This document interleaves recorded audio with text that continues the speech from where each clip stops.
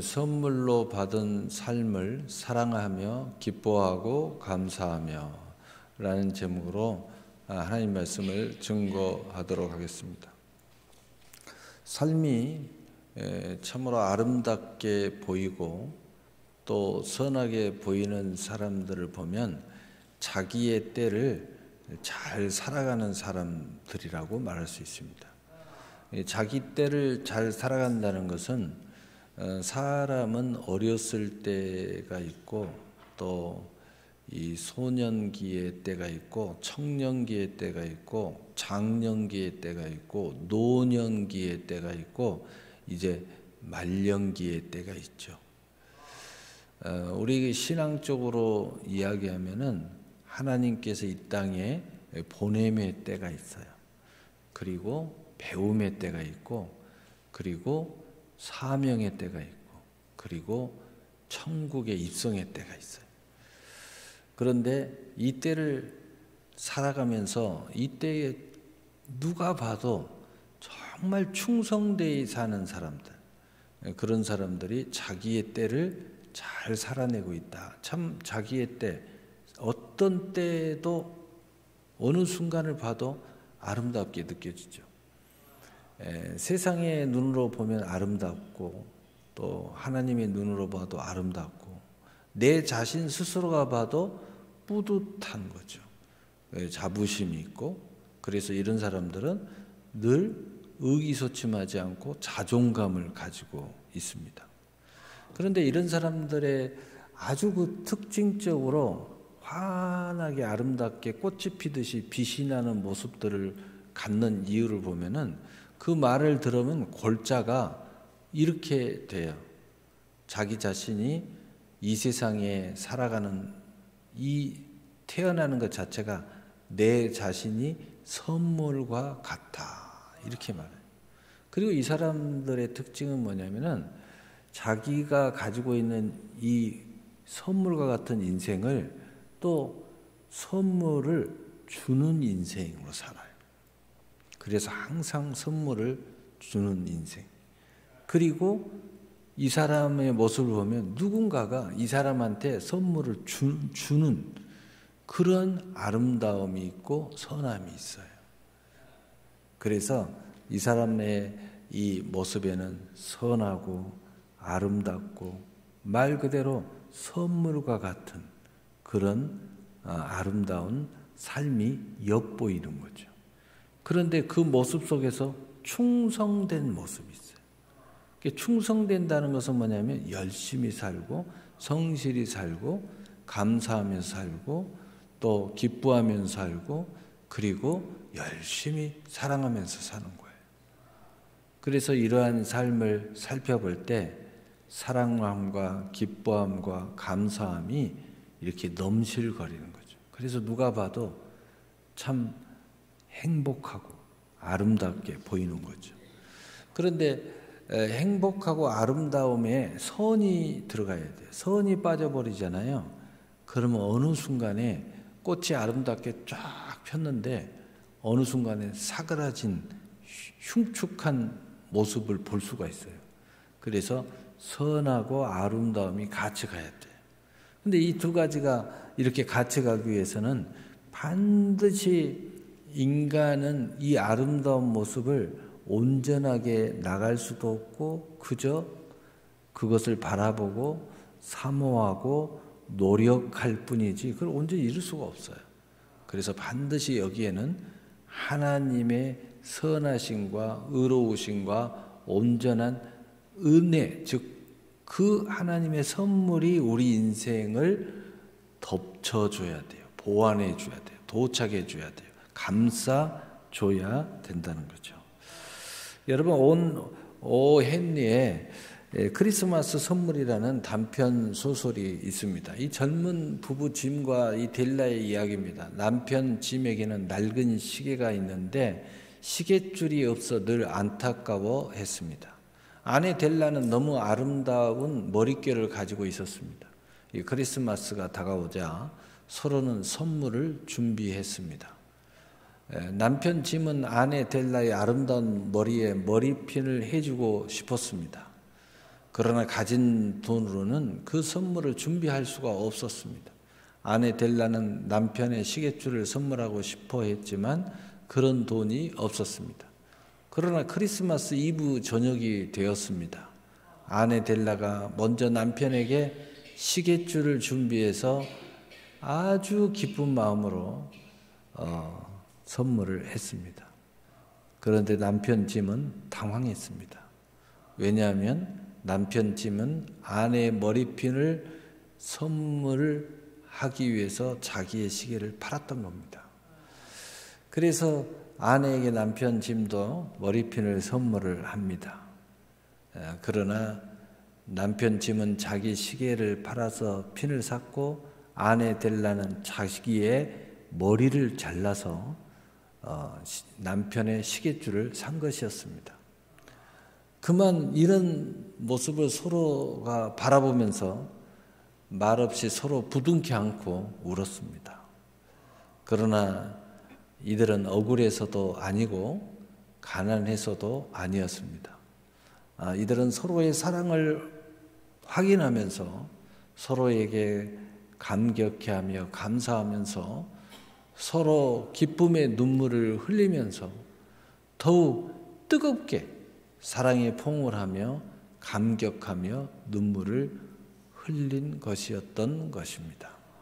비록 가난했지만 짐과 델라 부부의 삶에는 사랑이 있었고 또 기뻐하며 살고 있었고 그리고 서로에게 감격해 할 줄 아는 이 감사하면서 사는 행복한 이 감격적인 부부로 살아가고 있다는 것이 참으로 선하고 아름다운 모습을 우리에게 보여주고 있는 것입니다. 그렇기 때문에 우리는 이런 사랑, 이런 기쁨, 이런 감격이 있는 이 감사의 삶, 바로 이것이 선물과 같은 삶이다 라고 우리가 말할 수 있죠. 그래서 먼저 우리의 삶의 시작과 과정과 영원한 영생의 여정은 참으로 선하고 아름다운 선물과 같아서 즐거움으로 하나님과 함께 동행하는 것이 하나님의 은혜인 것을 우리가 알 수 있습니다. 또 이것을 모른다면 꼭 알아야 돼요. 또 알기만 한다면 정말 믿고 우리의 삶에서 이것이 이루어지면 우리의 삶이 아름다운 사랑을 하고 기뻐하고 그리고 감격이 있는 감사가 우리의 삶을 동행하게 될 겁니다. 그래서 시편 107편 9절에 그가 사모하는 영혼에게 만족을 주시며 줄인 영혼에게 좋은 것으로 채워주심이로다. 아멘. 첫째는 먹고 마시는 것과 수고함으로 낙을 누리는 하나님의 선물이 함께하는 삶이 된다면 바로 이 삶에 늘 사랑하고 기뻐하고 감격이 있는 삶이 될 것이라는 거예요. 그래서 전도서 3장 13절에 사람마다 먹고 마시는 것과 수고함으로 낙을 누리는 그것이 하나님의 선물인 줄 또한 알았도다. 이 선물과 같은 인생은 나를 선물과 같이 사는 거예요. 그리고 선물을 줄 줄도 알고 그리고 선물을 받을 줄도 아는 그런 사람이 주변에 있어요. 그래서 아름다운 사랑이 늘 있고 아름다운 기쁨이 있고 아름다운 감격이 있어요. 사람이 감격이 있어요. 여러분이 예배를 드려도 감격이 있어야 돼요. 설교를 들어도 감격이 있어야 돼요. 예, 감격해 할 줄 아는 사람은 남도 감격해 할 수 있는 사람이에요. 그러니까 바로 그것이 있는 사람은 내가 먼저 사랑하고 기뻐하는 이런 선물과 같은 깨어있는 삶을 살아가는 사람이 그걸 느낄 수 있다는 거예요. 두 번째로는 재물과 부여와 제 몫을 받아 누리며 수고함의 즐거움의 삶을 선물하신 하나님인 것을 믿고 따르고 함께 소통하고 그 하나님을 경외하고 그 하나님 앞에 이러한 선물을 받을 줄 알고 축복받을 줄 알고 축복할 줄 아는 사람, 바로 그 사람이 우리가 말하고 싶은, 제가 오늘 말하고 싶은 이 선하고 아름다운 사랑하고 기뻐하고 감격이 있는 감사하면서 살아갈 수 있는 아름다움이 있을 수 있다는 거예요. 그래서 전도서 5장 19절 또한 어떤 사람에게든지 하나님이 재물과 부요를 그에게 주사 능히 누리게 하시며 제 몫을 받아 수고함으로 즐거워하게 하신 것은 하나님의 선물이라. 아멘. 또한 세 번째로 은혜를 주사 믿음으로 구원의 선물을 주신 하나님인 것을 확신할 때 우리는 그 하나님으로부터 모든 것을 공급받고 함께 동행하고 함께 상의하고 애로워도 또 두려워도 염려스러워도 기뻐도 근데 그 은혜의 구원의 선물이 우리 안에 확실하게 큰 은혜의 선물로 도착할 때에 우리가 이 믿음으로 내게 주신 이 은혜의 믿음으로 모든 걸 이루어가요. 이렇게 했을 때 우리는 하나님의 사랑 안에서 사랑하고 기뻐하고 감격이 있는 그런 감사하는 삶을 동행할 수 있게 된다는 거죠. 그래서 선물과 같은 인생을 사는 거예요. 그래서 에베소 2장 8절에 너희는 그 은혜에 의하여 믿음으로 말미암아 구원을 받았으니 이것은 너희에게서 난 것이 아니요 하나님의 선물이라. 이 구원의 감격에 은혜가 있는 사람은 내 삶을 선물과 같은 삶을 살아낼 수 있다는 것입니다. 그러므로 두 번째로 선물로 받은 삶을 살아가며 기뻐하고 감사하며 살아갈 때에 크리스찬으로 살아가는 즐거움이 더할 것입니다. 그래서 오늘 본문에 데살로니가전서 5장 16절 18절에 항상 기뻐하라 쉬지 말고 기도하라 범사에 감사하라 이것이 그리스도 예수 안에서 너희를 향하신 하나님의 뜻이니라. 아멘. 그러므로 우리가 이것을 알고 또 이러한 은혜가 있는 사람은 이제 이러한 모습으로 저절로 살아가는 모습도 있지만 우리가 다시 한번 힘을 내서 사랑하면서 살아가야 되는 거예요. 이런 아름다운 사랑을 하면서 살아갈 때 이 우리의 삶이 참으로 사랑으로 증폭되는 역사가 일어나요. 여러분 좋은 땅이 있다면 그곳에 이 사랑을 열심히 심고 거두면서 살아야 된다는 거예요. 물론 길가의 마음에는 어렵습니다. 돌짝밭의 마음도 어려워요. 그리고 가시떨기 마음도 어려워요. 그러나 이 하나님의 은혜를 받아들이는 사람은 반드시 좋은 땅이 돼요. 그래서 내가 좋은 땅인 줄 믿고 그리고 사랑을 심고 거두라는 거죠. 여러분 이걸 아직 모르는 사람들도 야 나는 사랑의 행복을 갖고 싶어 이런 사람은요 열심히 그렇게 하려고 노력을 해요. 믿음이 없는 사람도 그렇게 삽니다. 나는 기쁨으로 살 거야 행복하게 살 거야 하면은 계속 행복한 이야기하고 행복한 상상을 하고 행복한 행동을 하고 이렇게 하려고 굉장히 노력해요. 왜냐하면 인생은요 다 심는 대로 거두는 거예요. 그래서 우리가 사는 자세도 중요하고 만나는 사람도 중요하고 무슨 생각을 하느냐 무슨 말을 하느냐 내 인생을 나는 어떻게 나를 만들어 가느냐 이게 굉장히 중요하죠. 그래서 첫째 우리는 구호처럼 생각해야 됩니다. 살아가면서 살아갑시다. 요한복음 15장 12절에 내 계명은 곧 내가 너희를 사랑한 것 같이 너희도 서로 사랑하라 하는 이것이니라. 아멘.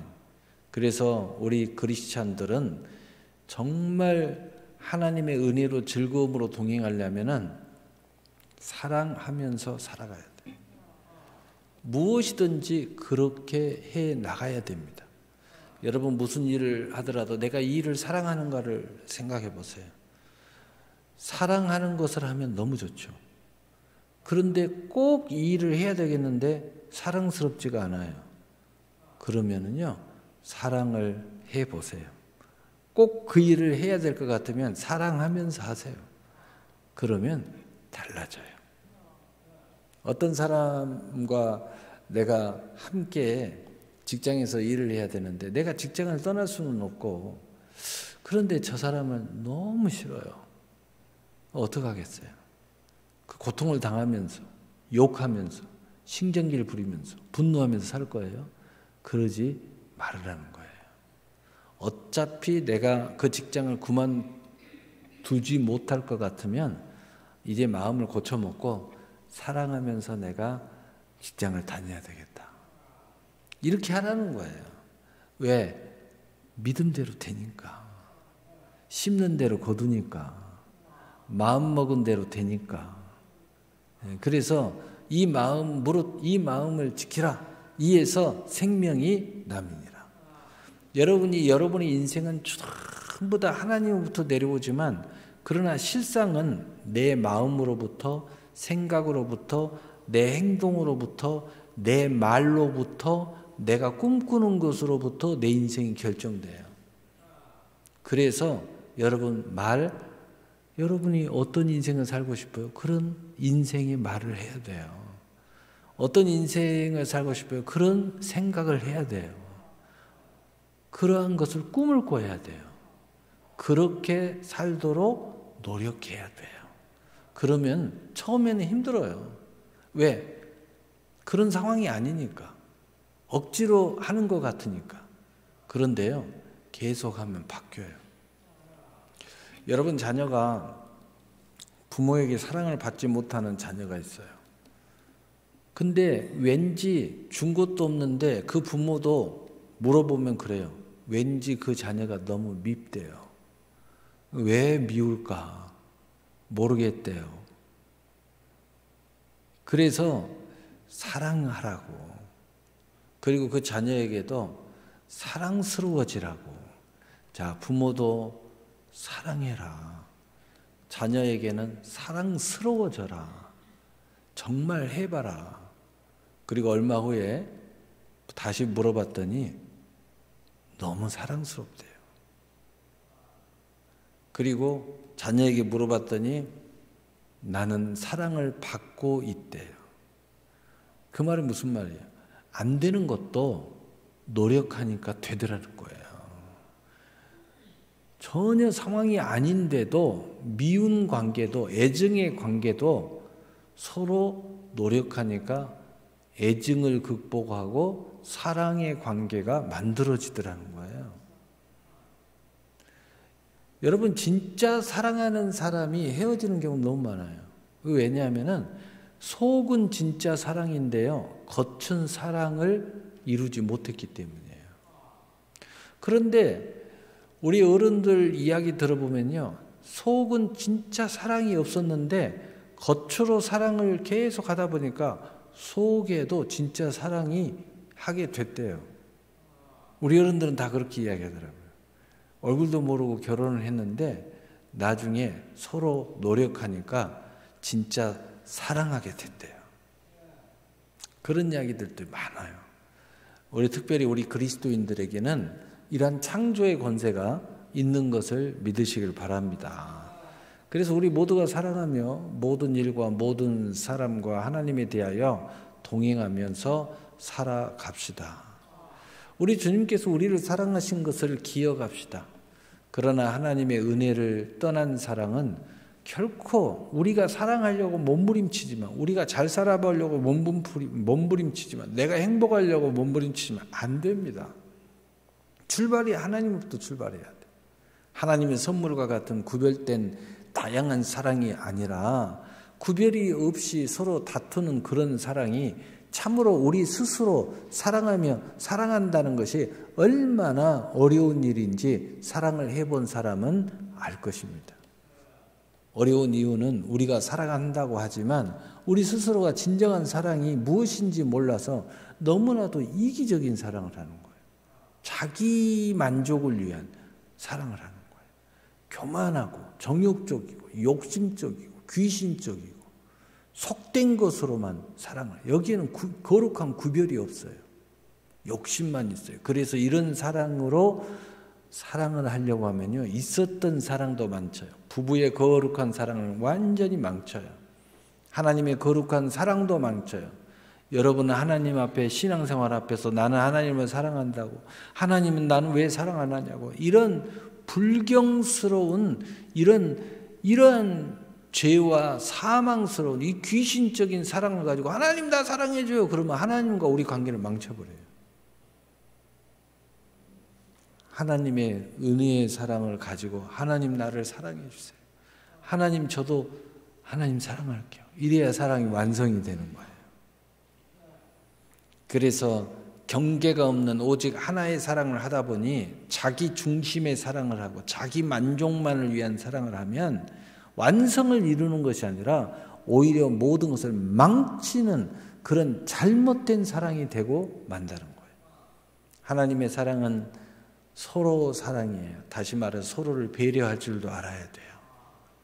나는 오늘 사랑하고 싶어. 예를 들어서 뭔가 사랑의 표현을 하고 싶어. 나 오늘 우리 아내 손목을 좀 잡고 싶어. 근데 아내가 오늘 그런 컨디션이 아니에요. 이러면 절제할 줄 알아야 돼요. 하나님의 사랑은요, 절제할 줄 알아야 돼요. 그래서 서로 사랑하는 거예요. 그리고 슬그머니 손을 잡을 때 아내가 기다렸어요 할 때 잡는 거예요. 서로 사랑해야 돼요. 이게 하나님의 사랑이에요. 그래서 하나님의 사랑은 배려가 있어요. 배려. 절제가 있어요. 그리고 서로 동의가 있는 거예요. 그래서 절대 불의의 방함이 일어나지 않아요. 우리 하나님도 기다리시잖아요. 우리 하나님도 우리를 사랑하지만 예수님이 오셔서 십자가에 못 박혀 죽으셨지만 왜 죽어야 될까요? 예수님이 그냥 다 이루어버리면 되는데 왜 죽으셨을까? 우리의 사랑을 기다리고 계시는 거예요. 기다리는 시간을 갖는 거예요. 하나님의 사랑을 이해할 때까지 기다려주는 거예요. 그리고 이해할 때 비로소 이제 하나님은 본격적으로 사랑을 움직여요.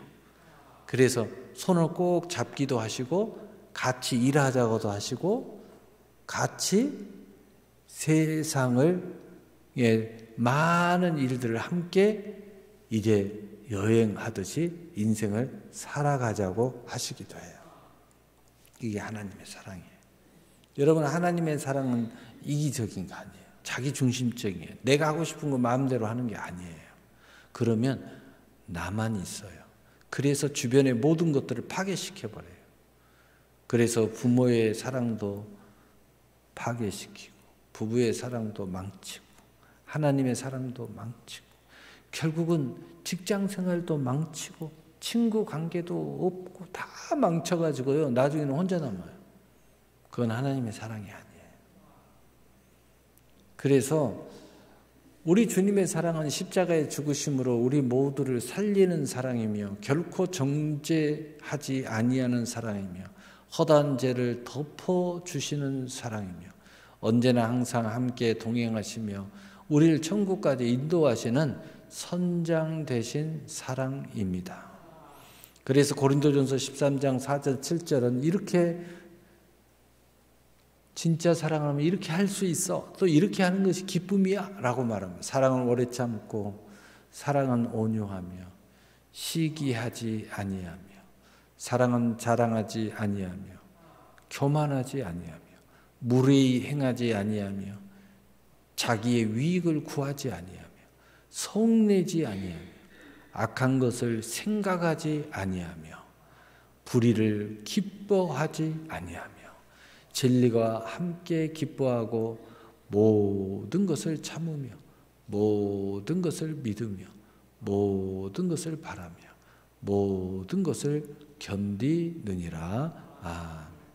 그래서 사랑하는 사람은요, 기다리면서 그리고 사랑 때문에 슬퍼하고 사랑 때문에 아파하면서도요, 그게 그냥 아픈 게 아니에요. 사랑 때문에 아픈 것은 그 안에 깊은 곳에 내려오는 기쁨이 있어요. 그래서 좀 다른 거예요. 오히려 사랑 때문에 울잖아요. 그럼 병도 치료돼요. 사랑 때문에 가슴 아파하잖아요. 그러면 가슴의 응어리가 사라져요. 상사병이라는 게 뭐냐면 서로 사랑이 안 이루어질 때 이루어지는데 진짜 사랑을 하면은 서로 사랑하게 될 때 이 응어리가 있는 것도 다 치료가 돼요. 얼마나 놀라운 거예요. 그래서 무례히 행할 수가 없어요. 서로 사랑을 확인하게 되잖아요. 서로를 아끼고 서로 배려하고 그리고 무례하게 하지도 않고 분노하지 않고 성낼 수가 없어요. 서로가 사랑을 확인했는데 얼마나 조심스러워요. 얼마나 조심스럽냐. 얼마나 애틋해요. 얼마나 그 터치 하나에 전율이 있겠어요. 말 한마디에도 그 말이 살아서 나를 막 깨워주고 나의 모든 오감을 막 깨워주고 상상의 나래를 펴주고 아름다운 꿈을 꾸게 만들어주는 거죠. 이 선하고 아름다운 주님의 사랑으로 우리가 서로 사랑하며 살아갈 때 모든 일과 모든 사람과 교회의 모든 경외함의 사랑이 구별되어 우리 모두에게 다 함께 사랑을 누리며 즐거워하면서 하나님의 나라가 임하게 될 것입니다. 두 번째로 기뻐하며 감사하며 살아갑시다. 이것을 구호처럼 생각해야 돼요. 왜냐하면 나는 기뻐하기를 원하니까. 왜냐하면 나는 감격이 있는 감사가 넘치는 삶을 살기를 원하니까. 이제 우리가 창조하기를 나서자고요. 기다리지 말고 나서야 돼요. 믿음은 나서는 거예요. 때로는 기다리기도 하는 것이 믿음이지만 그러나 우리의 믿음은 나서는 거예요. 나서야 돼요. 기다리는 것은 언제나 하나님이 기다리시는 거예요. 우리가 기다리는 게 아니야. 우리는 계속 나서야 돼요. 우리는 계속 천국을 침노해야 돼요. 우리는 열심히 살아야 돼요. 그래도 부족해요. 언제나 기다림에는 하나님이 기다리는 거예요. 언제나 기다리는 것은 부모가 자식을 기다리는 거죠. 언제나 기다리는 것은 먼저 사랑하는 사람이 아직 사랑을 몰라주는 사람을 기다리는 거예요. 언제나 기다리는 것은 먼저 천국을 소유하는 사람이 기다리는 거죠. 그래서 하나님이 항상 기다리는 거예요. 항상 기다리는. 그래서 우리는 적극적으로 그 기다림을 따라가야 돼요.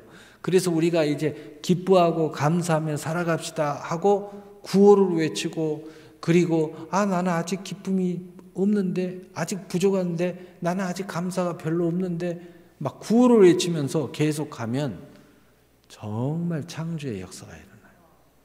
그래서 데살로니가전서 3장 9절에 우리가 우리 하나님 앞에서 너희로 말미암아 우리 기쁨으로 기뻐하니 너희를 위하여 능히 어떠한 감사로 하나님께 보답할까. 아멘. 제가 어제는 누구하고 만나서 잠깐 상담을 했는데 한 사람은 유형이 좀 달라요. 한 사람은 조금만 감사가 있어도 어머 목사님 감사합니다. 나는 목사님을 만나면 너무 행복해져요.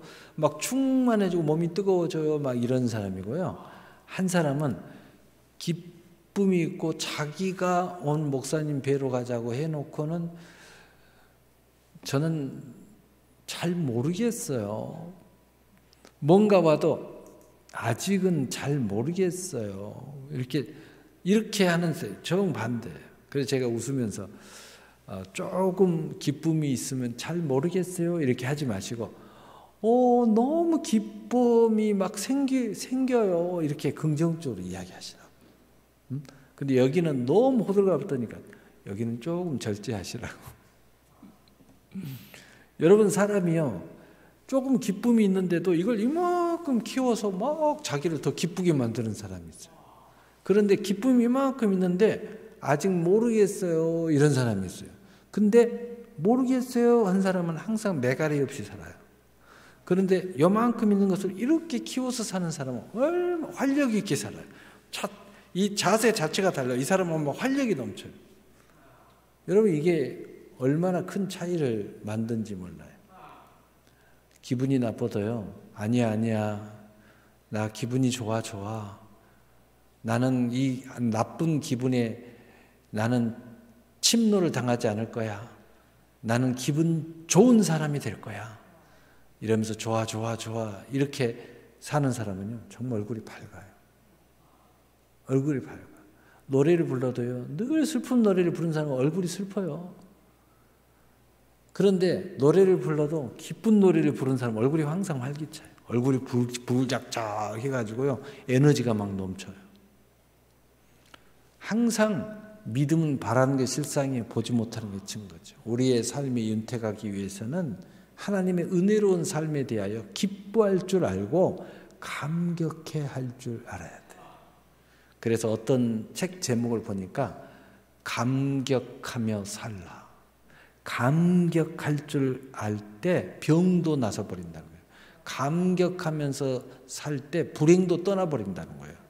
감격하면서 살 때에 거기에 천국도 임한다는 거예요. 그 책이 이렇게 두꺼운데 내용은 간단한 내용이었어요. 감격하면서 살 줄 알아요. 음식을 먹을 때 어떤 사람은요, 정말 음식 하나를 먹을 때도 너무 이렇게 보면 나도 먹고 싶을 정도로 맛있다, 맛있다 하면서 먹는 사람이 있는데요. 어떤 사람은 먹을 때 볼 때도 나도 고통스러워. 먹는 게 고통스럽게 느껴질 정도. 기작기작. 아프다 뒤집었다. 그래서 먹을까 말까 이러고 있어요. 그러다가 겨우 한 입 딱 넣는 얼굴이 행복한 얼굴 따면 행복한 얼굴 따면 그럼 제가 가서 어떻게 음식이 맛이 없니? 이렇게 이야기하면 아니요 맛있어요. 그리고 내가 지켜보니까 끝까지 다 먹어요. 그럼 그 말이 뭐냐? 음식은 맛있는데 먹는 걸 그렇게 먹는 거예요. 천천히 먹는. 근데 행복하게 안 먹는 거죠. 행복하게 먹어요. 그 말이 무슨 말이냐? 감격해 하면서 살아야 된다. 내 인생을 감격해 할 줄 알아야 돼요. 그래서 감격해 할 줄 알아야 돼요. 여러분 예배를 드릴 때도 감격해 하면서 예배를 드려요. 찬송을 울면서도 막 감격해 하면서 찬송을 불러보세요. 막 성령의 기름 부음이 막 내 안에 엔돌핀만 해서 카타르시스, 이 바이돌핀이 막 넘쳐서 질병도 떠나고 슬픔도 떠나고 불행도 떠나고 다 떠나는 거죠. 모든 근본의 세상의 근본이 자기라고 생각하는 사람들, 정말 그렇게 생각한다면 정말 자기가 감격해 할 줄 알아야 돼요. 그래야 온 세상이 감격스러워지는 거죠. 이 모든 것에 대하여 감사할 줄 알며 살 줄 알아야 한다는 거예요. 그래야 내 인생이 윤택해지는 거예요. 윤택해지는 거예요. 여러분 어떤 생체학자가 실험을 했어요. 즐거운 음악을 들려주고 그리고 멋진 화면을 켜주면서 온몸에 여기 신경에다 다 넣어가지고 조사를 했어요. 그랬더니요. 피 색깔도 너무 건강한 색깔로 바뀌더래요. 그리고 심장, 맥박 모든 것들이 이렇게 나오는데 굉장히 리드미컬하게 건강한 상태로. 그러다가 안 좋은 장면, 막 전쟁 장면, 막 안 좋은 막 나쁜 막 그림, 나쁜 스트레스가 쌓이는 소리를 막 들려줬더니 세상에 피 색깔도 진득해지고요. 그 다음에 심장이니 모든 기관들이 상태가 안 좋아지더라고요. 맥박도 막 불규칙해지고. 여러분 감격해 하면서 살면 인생이요. 몸뚱아리도 좋아져요. 마음도 좋아지고. 그리고 보는 눈도 달라져요. 그러니까 이 부정적인 사람들은 늘 보면은 나쁜 것부터 보잖아요. 의심부터 하잖아요. 두려워하잖아요. 염려부터 하잖아요. 걱정부터 하잖아요. 그러나 긍정적인 사람들을 이렇게 보면은 먼저 좋은 걸 보잖아요. 좋은 생각을 하잖아요. 좋은 말을 할 줄 알잖아요. 좋은 감정에 늘 사로잡혀 있잖아요. 그러니까 늘 얼굴이 긍정적인 사람은 밝아요. 그런데 부정적인 사람들은요. 늘 얼굴이 찌들려 있어요. 걱정, 근심, 두려움으로 꽉 차 있는 거예요. 불평, 불만. 그러니까 이런 사람들은요. 할 일도 못해요. 어떤 사람을 만나야 돼요. 오늘 예배 드리러 와야 돼. 마땅히 와야 돼. 근데 누가 걸리는 사람이 있어. 근데 그럴 거야 하고 지가 예배를 포기해요. 불행한 사람이죠. 불행을 창조하고 있어요. 망조들 사람이죠. 그런데 어떤 사람은요. 그분이 저를 기다릴 텐데.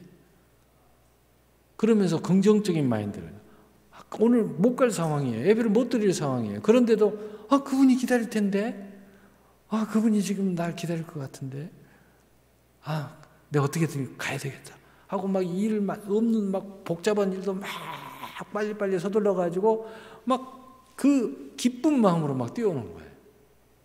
그리고 긍정적인 마인드로 탁 보고 쳐다보니까 정말 그분이 기다리는 눈빛을 하고 있어요. 그러니까 자기도 행복하고 그분도 행복하고 모두도 행복한 것 같아요. 그래서 예배가 풍성해져요. 할 수 없는 것을 할 수 있게 돼요. 그래서 내게 능력 주신 자 안에서 내가 모든 것을 할 수 있느니라. 할 수 있거든요. 무슨 말이냐? 믿는 자에게는 능치 못함이 없느니라. 다 너에게 달려 있어.